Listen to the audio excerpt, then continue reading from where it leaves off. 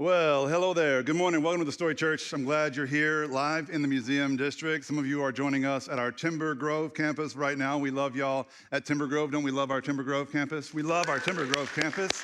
We love you guys, and thank you for being a part of the story this morning. Also, our online campus is here, and that's why you see the guys with cameras running around. And the whole point of having the cameras in the room is to make sure people tuning in online feel as much a part of this as we can make them feel.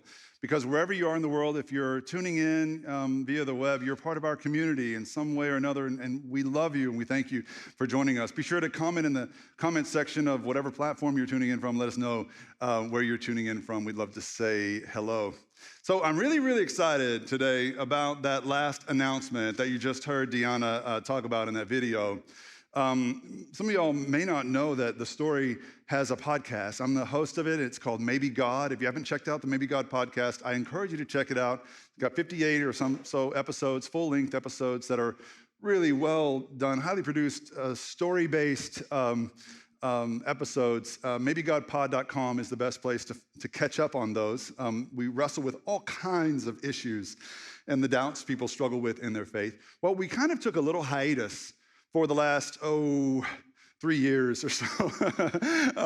We've been putting out episodes here and there, but not as frequently as we did before, because our whole team has really been focused since 2019 on making our first feature-length documentary film. And it's almost done now. In fact, the parts of it that are done, it's called Across.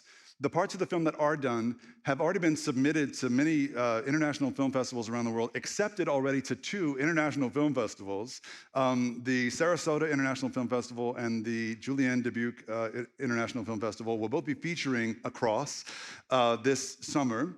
And I've got some, that's great news. I've got some also not so great news to share with you about this deal next Sunday, because Deanna recorded that on Thursday when we still had tickets available, and we don't anymore. So there aren't actually still tickets available. We sold out. We didn't sell any tickets. We gave them away, but people have already claimed all the tickets that were available for next Sunday's world premiere of the Across documentary. Now, don't worry. If you want to be on the wait list, I'm sure there are going to be people that back out or reserve too many tickets. You can email us at producers@maybegodpod.com to try and get on that wait list, producers@maybegodpod.com. And even if you don't get to see it at the Match Theater next Sunday afternoon, we will host at least one more screening of Across just for the story community and our friends and family at one of our campuses. All right, so either here, we got big screens at both of our campuses. We can do this. So I think one way or another, we want as many people as possible that love the story and love Maybe God to see this film. I can't wait for y'all to see it. I'm so proud of the work that Julie Miller-Courtois and the team at Maybe God has put into this for 3 years. We sent teams all the way to Honduras, film crews to get to know some of the migrant caravans that were originating in Honduras and to walk with them, or at least follow their stories, to the southern border. And even as some of them crossed the border and awaited their asylum hearings, we followed their stories. And it really does present American Christians with some better questions than what you'll see on your favorite news channel of choice.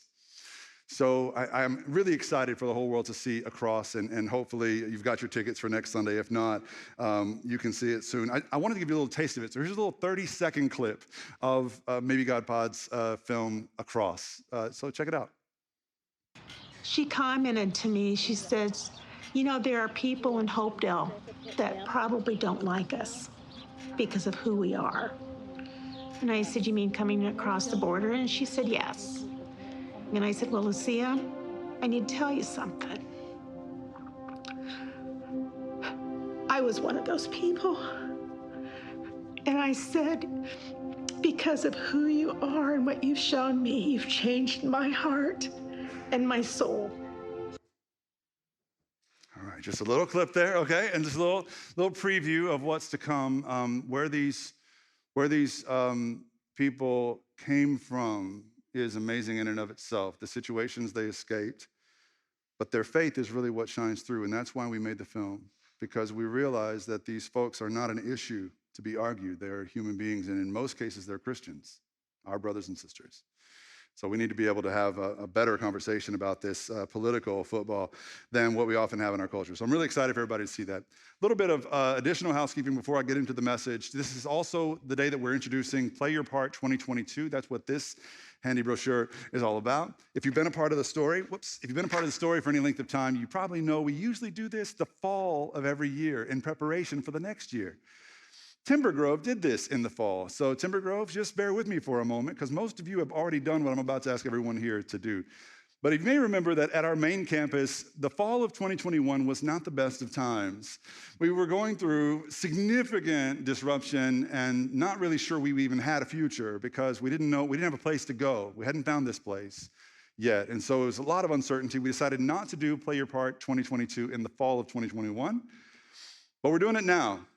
Your transition fund generosity, amazing. And all the money you gave to the transition fund got us through the move, got us through the first quarter of 2022.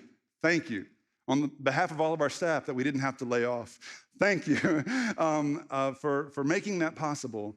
And now we're about to begin second quarter of 2022. So we're looking at the last 3 quarters, Q2, Q3, Q4. And what we'd like to do is get our own financial house in order as we're our own church now, an independent community as the Story Church for the first time ever this year. We want to make sure that we plan and budget accordingly and responsibly. So the commitments that we're asking for are not for the whole year in 2022.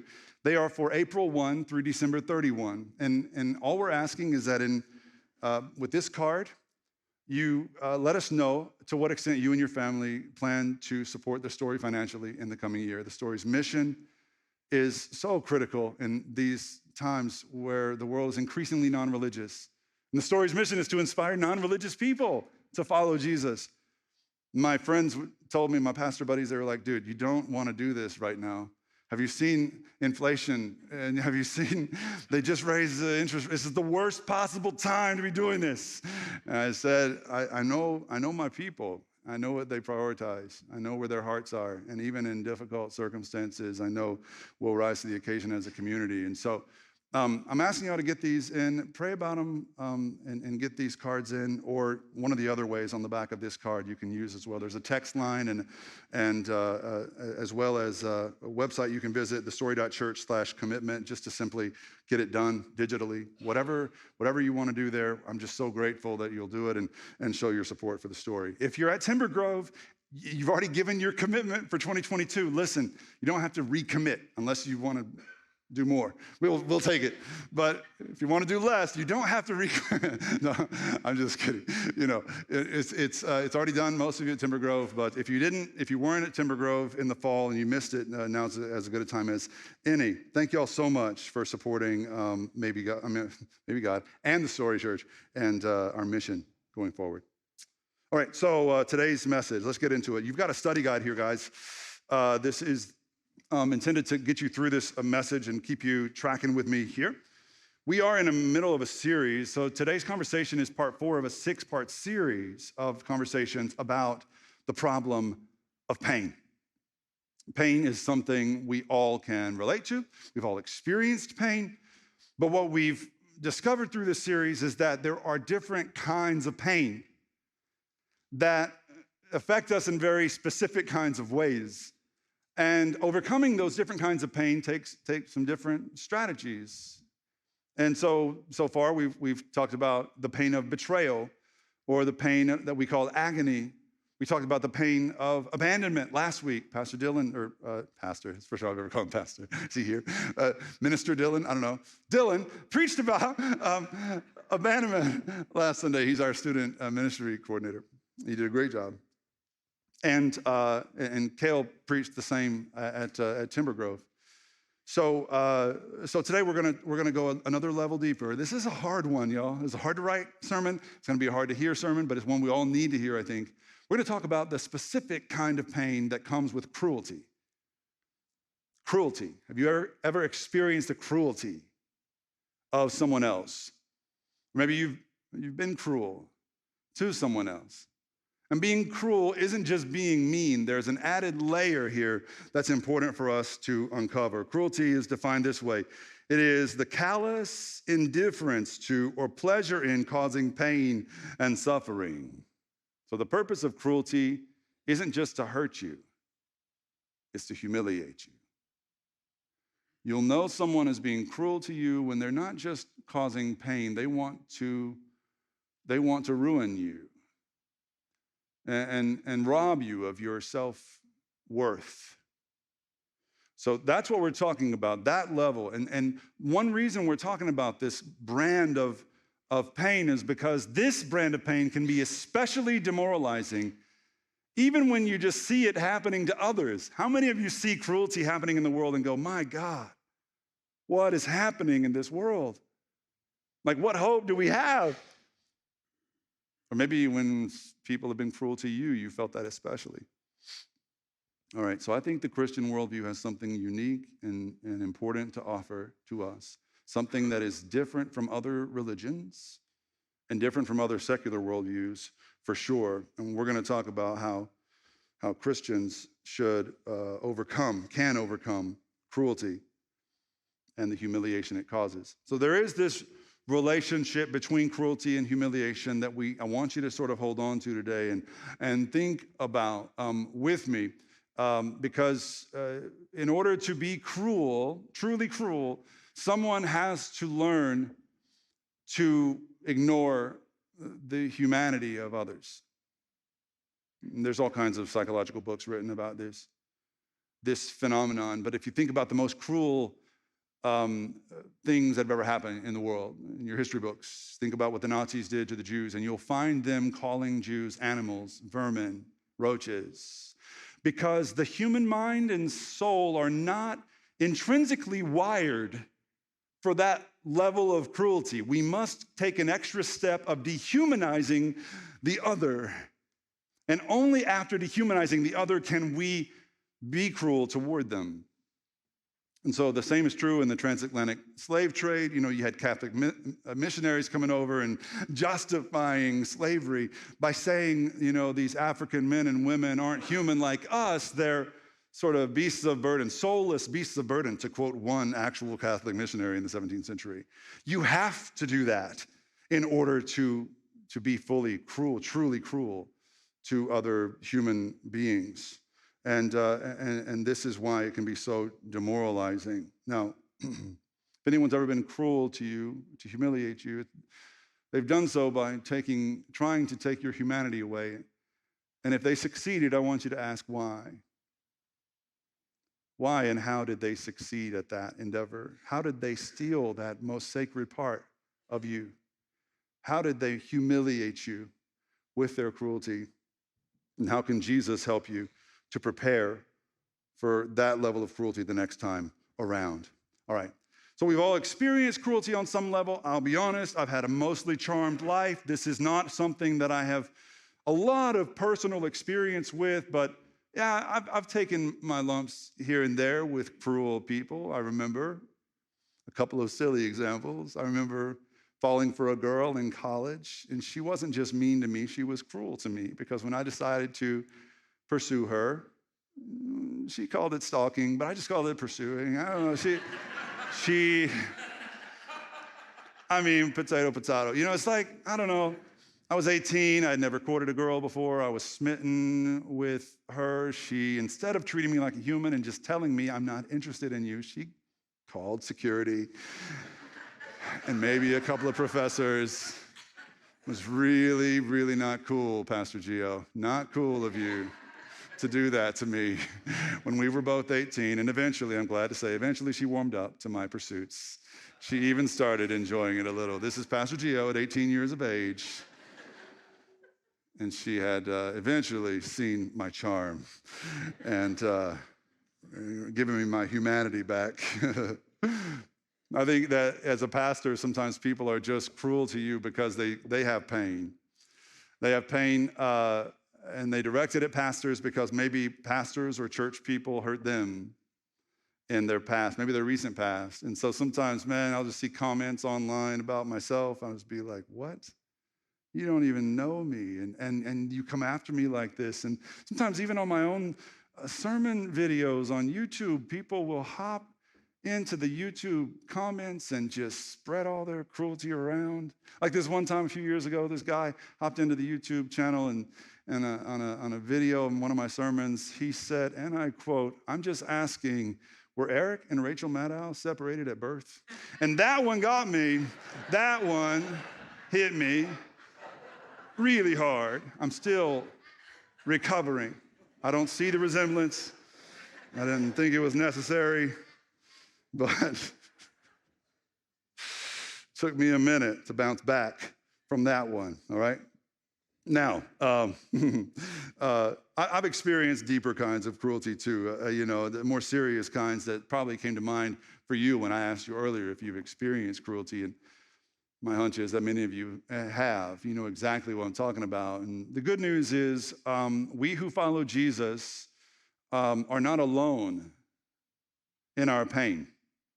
That Jesus really does show us not only how to survive something like cruelty and humiliation, but how to overcome it, how to be victorious over it. And the truth is, there's no such thing as senseless suffering when you're with Jesus. There is, in most other paths people take, a kind of senseless suffering that we endure, but not with Jesus, never. There is no such thing as pain in vain for people following Jesus. And I don't mean that, it's all just some pre-written story and we have to suffer because Jesus, that's not what I'm talking about. I'm saying whether or not the pain and cruelty you experience in this life are God's good and perfect will for your life, and I don't think that always is the case. I think we live in a fallen world, a cruel world. And even then, in those instances when someone does something against God's will to you, Jesus and only Jesus is a God who comes alongside of you and says, "I know that it hurts. Let me show you the way." Only Jesus, as a all-powerful deity, comes alongside his believers and says, "I know it hurts. I know it's hard to make sense of this, but come, follow me, and I'll show you how." And friends, I'm going to tell you something that I hope you take home with you today. If you don't take anything else home, I hope you know that once you learn to handle humiliation, you're free.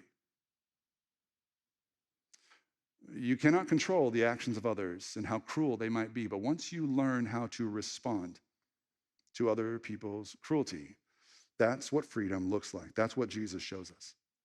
So we're going to look at this story. Every part of this series is another glimpse into the suffering Jesus endured on his way to the cross, because we're on our way to Holy Week now, right? A few weeks out. Let's look at Matthew chapter 27. If you've got a Bible with you, and if you're in this room, you do. It's right in front of you in the chair backs. And Matthew is one of the four Gospels in the New Testament. And we're going to start in verse 27 of chapter 27. And this is immediately after Jesus' trial, when he was found guilty of crimes that he didn't commit.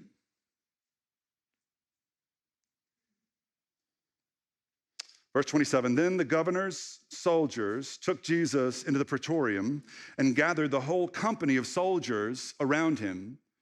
And sometimes in the movies that we see about Jesus' torture, we see maybe a dozen soldiers having their laughs with Jesus at his expense.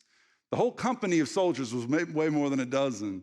There were 700 Roman soldiers assigned to the Judean province at that time. Now, I'm not saying all 700 gathered. They were not all on duty at the same time, but you can imagine hundreds of soldiers surrounding Jesus to shame him and to inflict unimaginable pain. So they stripped him. He was naked. They stripped him naked, and then they put a scarlet robe on him. Scarlet was the royal color that kings wore.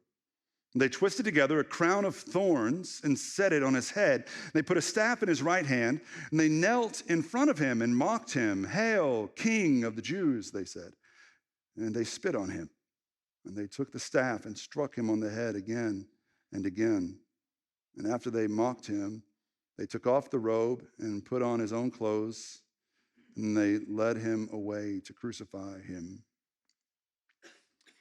Most of you probably know the ancient Romans had a penchant for cruelty. They were uniquely cruel as a civilization. So sometimes we hear this story of Jesus' passion and the cruelty and torment that he faced, and we think that it only happened to Jesus.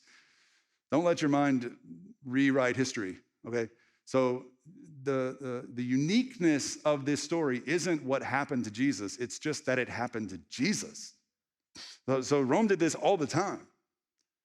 Historians have tried to estimate exactly how many people were crucified per day throughout the Roman Empire in the first century, and I've seen estimates upwards of 500 people a day throughout the empire. This was a daily reality. And every single victim or someone who was convicted of a crime on death row, right? Every one of them in Jesus' place was tormented and tortured to some degree. That was not a bug, but a feature in the Roman machine. It's how they did it on purpose, because it was meant not only to humiliate this criminal, but it was also meant to intimidate this criminal's friends and to deter crime. This was Pax Romana in action. Okay, so this stuff that happened to Jesus didn't happen exactly the same way to everyone, but they went after everyone's perceived vulnerabilities. And Jesus had said he was a king, so they treated him like one. Right? Like a defeated, demoralized, worthless king of a worthless people. And they mocked him.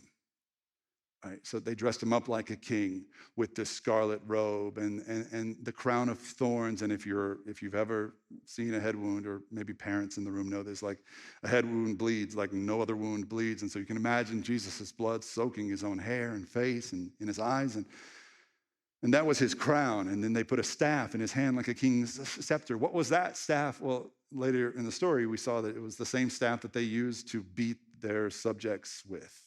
It was probably a large stalk of bamboo. This was what they commonly used. The Romans commonly used this. So they put a staff in his hand like it was a scepter, and then they bowed down and they paid homage to this king, laughing all the way, and they spit on him, and they did everything that they could to demoralize him and to rob him of his humanity. It was pure cruelty meant to humiliate. And they stripped him naked. Romans always crucified people naked. And they stripped him naked for this first part of their little charade, and then they put his clothes back on him, and later we'll see they stripped him naked again at the cross because that was part of the humiliation. Pure cruelty meant to humiliate Jesus. But the reason we're here today, worshiping this same guy we're reading about, worshiping this humiliated subject of the Roman machine, is because of how he handled and overcame the cruelty of Rome, the cruelty of man, cruelty of the dark world that we live in. Today, I want us to take a closer look at how he did that, and hopefully it helps some of you to overcome the cruelty you're facing as well. So how did Jesus overcome cruelty and humiliation? Well, first, Jesus overcame cruelty by anticipating it. So Jesus anticipated cruelty without running from cruelty, without running from the pain. He anticipated it. And this is obvious if anybody knows the Gospels at all. He's always talking about, guys, disciples, guys, listen, I'm going to go to Jerusalem. They're going to arrest me, charge me, convict me. Then they're going to flog me and they're going to mock me. This is literally in Matthew chapter 20. Mock me, flog me, and crucify me. And the disciples all along were like, no, man. No, you got to stop saying this stuff, dude. This is not what we signed up for. Like, you're going to go to Jerusalem, and we're going to kick some tail, and we're going to take names, and we're going to take over. That's what we signed up for. And he's like, nope, you're going to see. Well, why would he repeatedly say these things that his disciples didn't want to hear? It was to prepare them, and maybe even to prepare himself, by anticipating the cruelty that lies ahead. Listen, what this means is we live in a dark world, and what Jesus knew is that people living in darkness will always resist the light of God. And I don't have a persecution complex like I guess some preachers and Christians do. I kind of disgusts me sometimes when I hear Christians whining too much, but I'm like, by the same token, if I'm sending a kid off to college in the fall, I'm preparing them for an inhospitable world because of her or his faith and who she or he claims to follow. The world's not a friendly place for those seeking to shine the light of God. especially the Christian God, for whatever reason in our culture these days. It's enough of the whole persecution thing, but I want to make that clear. We should expect faith-based cruelty.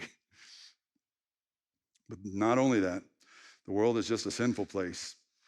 And we should anticipate, like Jesus did, things like pain and suffering. We should anticipate people being cruel. And Jesus, that was crazy to me. This week, my mind, I love when this happens. My mind was blown by something that occurred to me this week in looking at the ways Jesus anticipated the cruelty that he faced in the passage that we just read earlier.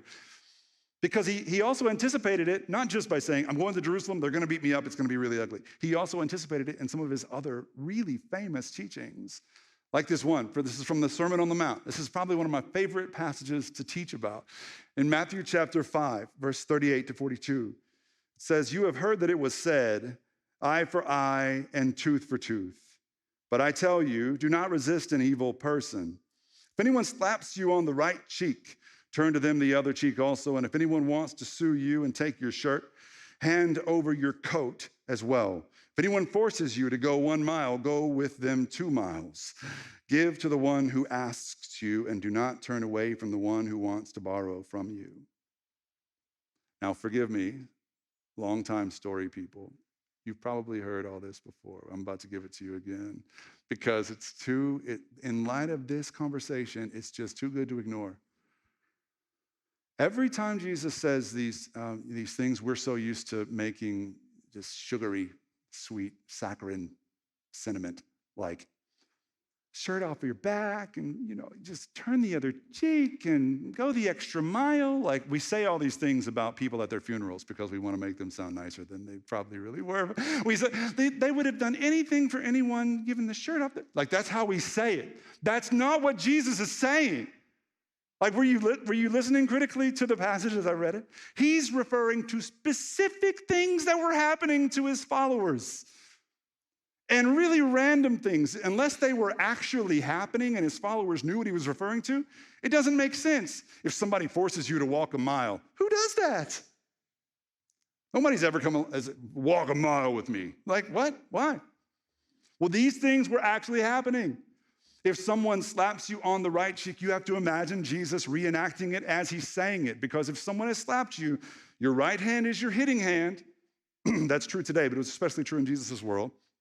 If your right hand is your hitting hand and you slap someone on their right cheek, you haven't done this, you've done this. And to do this is not just meant to cause pain, it's meant to humiliate. You don't just want to hurt them, you want to humiliate them, right? Right? Like we have a name for this. I can't say it at church. Guys, anyone? Okay, and so it's like we have a bad word name for this because it's meant to insult.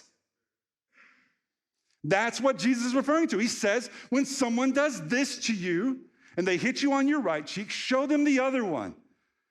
Which is to say, don't run away like a coward, but also don't kill them like you kind of want to. Stand up and face them and say, hit me like a human being, hit me like a man, hit me like we're equals. Close that fist and punch me, right? And so Jesus is saying, more than what it seems like. And the same is true with the other two teachings, when he's talking about giving the shirt off your back, he says specifically when they sue you. It's a legal thing. This was happening. When they sue you, take you to court, and they take the very clothes you are wearing because you can't pay your debts. This was happening in the unjust legal system in ancient Rome. Poor people suffered the most. And so then he says, if somebody forces you to walk a mile, that was also happening in ways that we might not expect to hear today, but it was absolutely the case that people, specifically Roman soldiers, could legally force non-citizens, civilians like Jesus' followers, to carry their supplies for 1 mile. But the Romans said no more than 1 mile, because then it's abuse, but just 1 mile. And so that was what Jesus is referring to. He says, go another mile with these Roman soldiers who force you to go 1 mile. That's the whole thing about this very familiar teaching. And what blew my mind this week is that with each of these 3 teachings about turn the other cheek, the shirt off your back, go the extra mile, Jesus anticipated very specifically the suffering that he would later endure at the hands of cruel Roman soldiers who punched him, not to hurt him, but look, they punched him to humiliate and dehumanize him. They put a blindfold on him and they hit him with the bamboo rod as he was still wearing the crown of thorns. They hit him on the head repeatedly, it said. And then they said, who's doing this to you? You're the prophet. Tell us the name of the one who's doing it. Like it was meant to do more than just physical pain. It was meant to take his humanity away. So Jesus anticipated that. He anticipated, the whole thing about taking your shirt off or your coat off after they take your, look, men in Jesus' time had 2 garments that they wore, the outer one and the inner one. And he said, when they sue you for that outer garment, take the inner one off too. This paints a picture of a follower of Jesus standing in a formal Roman courtroom in his nothing but his birthday suit. It's just hilarious. It's intentionally hilarious, but it's also meant to send a message. Jesus is teaching his followers how to shame the shameful acts of others that are meant to cause us shame, but to do so in a nonviolent way. And of course, Jesus knew exactly what it was like to stand naked in front of his accusers. He literally hanged on a cross naked before people in the city who would come by and make fun of him. And then the last one about going the extra mile, that's the image Jesus gives us here is one of his followers being forced to carry the pack for a mile. And then when the mile is up, the Roman soldier saying, all right, boy, that'll be enough. And then the dude just keeps going. It's like, no, I'm good, let's go. And the Roman soldier is faced with a dilemma because the law of the Roman soldier's life demanded that he could be charged with forcing someone to carry his stuff more than a mile. And he could be fined, or he could be flogged by his centurion, or he could be forced to eat barley, nothing but barley for a week. And I don't know which of those 3 I would choose, honestly. They all sound pretty horrible. But when this peasant kept going with his stuff, he had to wonder, is this guy just nice? Is he doing me a favor? Or is this a threat? Is he going to accuse me of abusing him?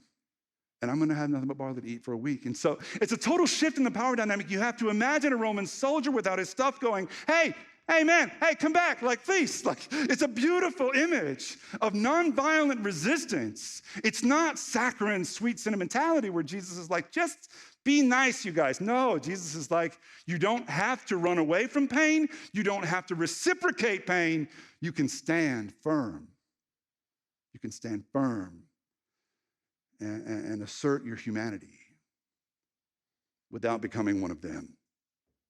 All right, so I just covered the first 2 points in one, really. So Jesus anticipated cruelty without running from it. Jesus absorbed cruelty without becoming cruel.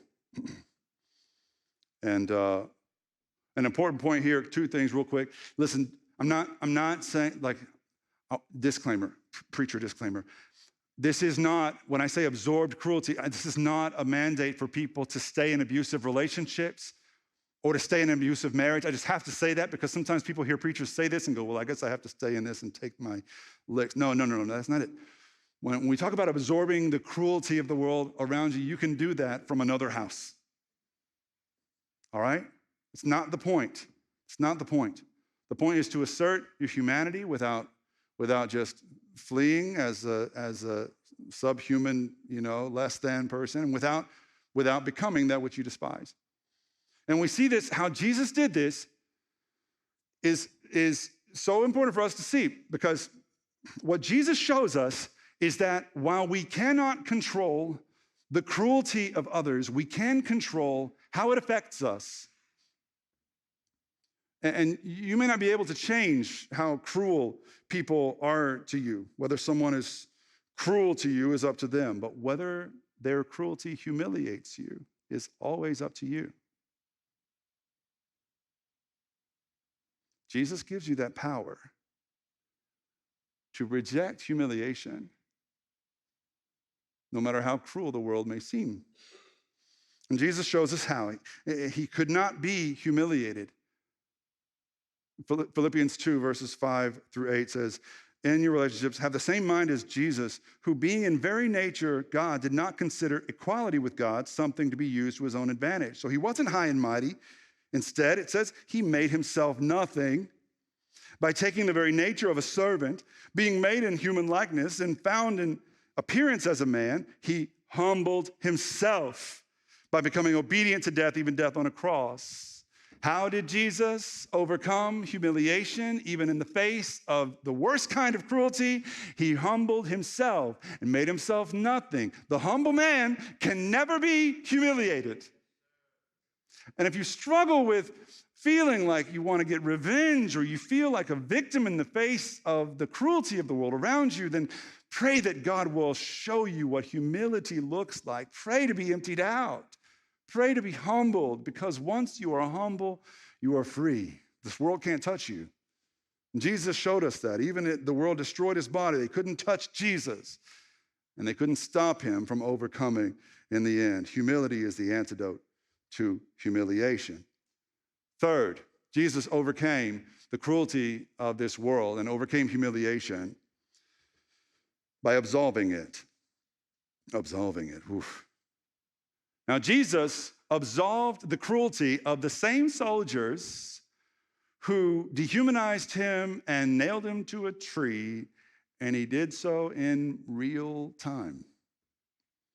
This is a tough one because for some people, especially I have found my manly man friends are like, that doesn't sound very smart to me.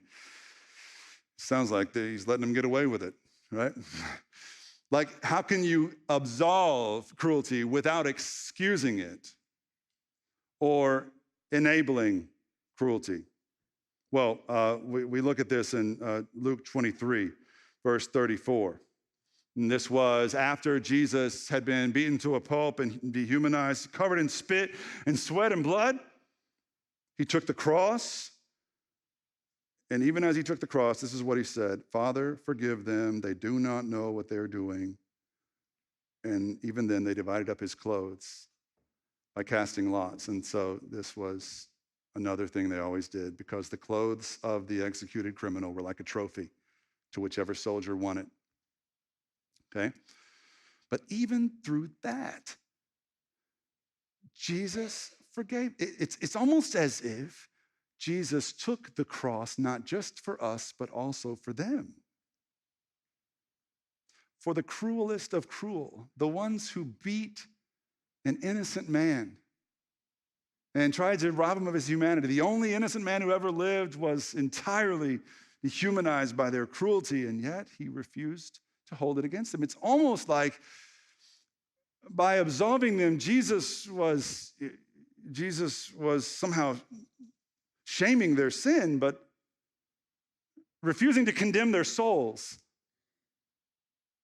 And so he was exposed and laid bare for all the world to see, but he refused to let them off the hook for the sin that they had committed. He still said, forgive them, because they had indeed sinned by putting him there. You understand? Like, to forgive is not just to sweep it under the rug, it is to point out the wrong that has occurred.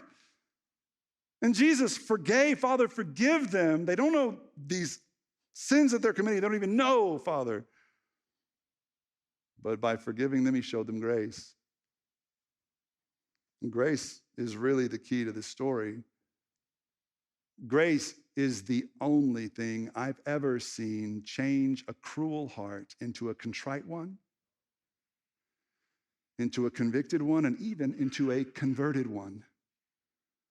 Because we know that at least one Roman soldier there that day, in the moments after Jesus breathed his last breath, converted and became a follower of this dead man he just killed. Because he said in Mark's gospel, surely this man was the Son of God. And we know that many of the early Christians, especially those who paid to build the first Christian churches that they're excavating now, were Roman soldiers. That's the power of grace. Only grace can do that. Great sermons can't do that. Great worship music can't do that. Sweeping it under the rug certainly can't do that. But grace always can. And this should be a source of hope for us. Not only because it means that there's hope for that person that's been awful to you, there's hope for that person that's been cruel to you, not only because they might be able to change by the grace of God, but also because there's hope for us. And as painful as this sermon was to prepare, thinking about everything Jesus went through, maybe the most painful part was realizing that if you were to somehow compare the track record of one of those Roman soldiers that day with your pastor's track record, like the whole thing, somehow, the stuff Jesus knows and nobody else, and the track record of Jesus, only one would stand out. You hear me? And it ain't mine. It's not the Roman guys. We are much closer together in this comparison. Jesus stands alone. I'm not really that far from the kind of depravity that leads to that kind of cruelty. In fact, we know that it's only someone who's really been hurt that can cause pain like this. Like, we've all got that in us. Even so, because of the grace of Jesus and the fact that it never runs out, there's hope. I know it's demoralizing to live in a world where everything good seems to run out. Love, patience, gasoline, food. I heard we're going to have food shortages. Okay, that doesn't sound fun. God's grace never does. No matter how bad you feel about the things you've done or how cruel you've been, what your track record looks like, there's grace for you today. There's hope. Not because of me or this church, because of Jesus Christ, who was subjected to shame and torment, who was killed, and who rose again. You can have that grace today by simply praying or feeling this prayer. I'm about to pray with you right now. Would you pray with me? Father, we thank you for your grace that stands apart from our other reactions to the dark cruelty of this world. We don't want to keep running from pain, and we don't want to keep inflicting pain to those who've hurt us. We want to follow this third and better way of Jesus, this way of grace. Lord, we receive your grace right now to fill all the gaps and holes in our hearts, our lives, the cracks in our foundations of our souls, to redeem that which is broken within us, make us whole again, Father, like only your grace can. We thank you for Jesus, who makes that grace accessible to all of us. And it's in his name that we pray. Amen.